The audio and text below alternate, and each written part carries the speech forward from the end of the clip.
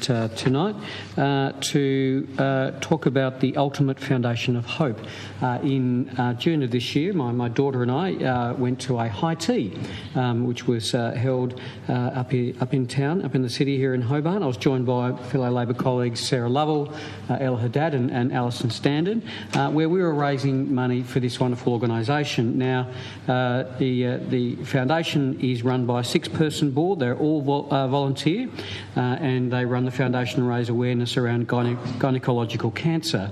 Now, the team is led by Katrina Dreesen, who is an inspiration in terms of the amount of work that she does to make a difference in her community and for those that are around her.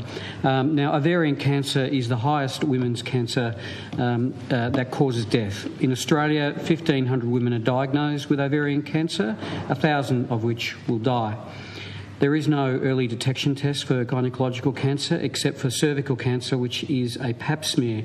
Sadly, GPs find it very difficult to diagnose, and therefore early detection is missed due to the signs and symptoms being so similar to many other likely causes such as irritable bowel syndrome, endometriosis and the menstrual cycle of a woman.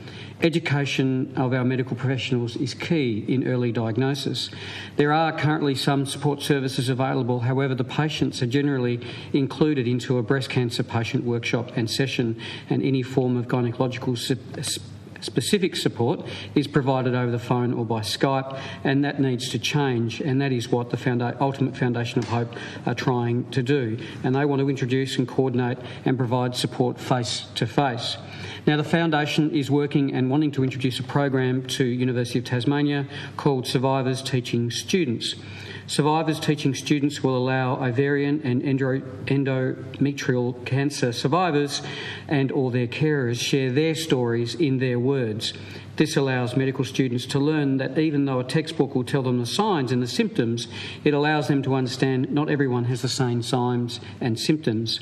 The program will cost $15,000 per year, and it does require on average 12 volunteers to share their stories, hence the fundraising, Madam Deputy Speaker. The program has received 2 presidential awards in the United States and is currently running across the US, the UK, Canada and mainland Australia. We're hopeful to bring it to Tasmania as the next stop, because until a successful early detection test has been developed, the Survivors Teaching Students program is the next best thing for ovarian and endometrial cancer patients. Now, as a part of their fundraising, they have a cocktail function coming up on September 27 at 7 p.m. at the Mercedes Hobart showroom, and the cocktail event will raise funds to introduce this program, a much needed program and very important program to Tasmania. Now, the foundation itself is growing strength by strength each week, and from where it started, it's been created to share awareness of ovarian cancer, and it is now to be looking at bringing a life-changing program to the state. It's wonderful to see. So I just want to acknowledge the work of Katrina and the volunteers that work with her to raise awareness and raise support about this disease, and we wish them all the best. Minister for Primary Industry.